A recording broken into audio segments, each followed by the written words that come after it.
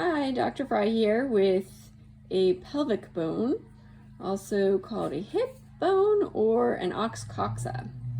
Okay, and so the pelvic bones are made up of three fused bones: the ilium, which is superior, okay, the ischium, which is inferior and posterior, and the pubis, which is inferior and pointed anteriorly. Okay, so ilium, ischium, and pubis. Okay, and so we're going to look at a few features of each of those individually, but before I do, I want to point out a few other kind of features to the pelvic bone as a whole. Okay, so first, this rough patch here, this is going to be pointed medially because it articulates with the sacrum, okay, in the posterior portion. Here's our other pelvic bone, and they're both going to articulate with the sacrum on the midline, okay, forming our hip, helping to form our pelvis, okay. And then if you look at the lateral side of the pelvic bone, there is a huge fossa called the acetabulum, okay. This big hole receives the head of the femur, okay, helping to form the hip joint, okay. And then there's this big hole called the obturator foramen, big hole, obturator foramen. And so those are kind of the overarching features of the fused bone as a whole, okay. So now let's look at a few details on the ilium itself, okay.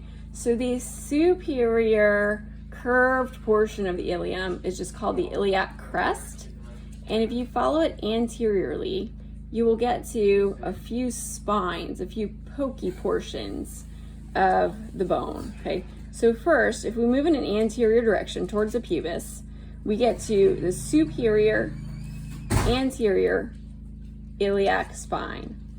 Follow that along and we get to the anterior inferior iliac spine. Okay, so anterior superior, anterior inferior iliac spines. Okay, and then that will lead down, if you continue following it, down towards the pubis. Okay, now let's turn and look at the posterior of the ilium. Okay, we can look at it from either side. Okay, posterior of the ilium, it also has two spines. Okay, so first there's the posterior superior iliac spine, a little bit of a notch, and then the posterior inferior iliac spine. And then this big, large sciatic notch. This is the greater sciatic notch. Okay, and that will then continue down to the ischium. Okay, the ischium is the part that you sit on. It has a spine as well. That's the ischial spine. And then if you continue to follow it along, you get to the ischial tuberosity, this rough patch. It's an attachment point for some muscles, okay?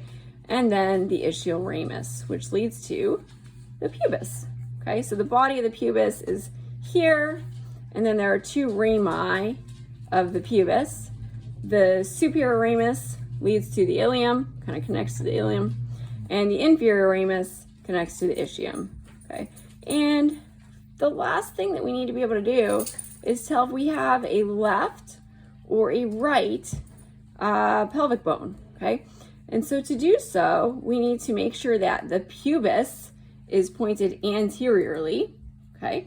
And look for that acetabulum, that big socket.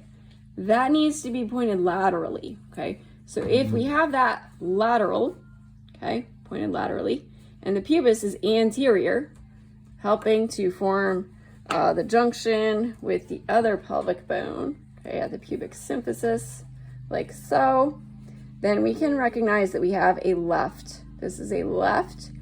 Acetabulum is lateral, pubic bone is anterior, and this would be a right. Same, acetabulum is lateral, pubic bone is anterior.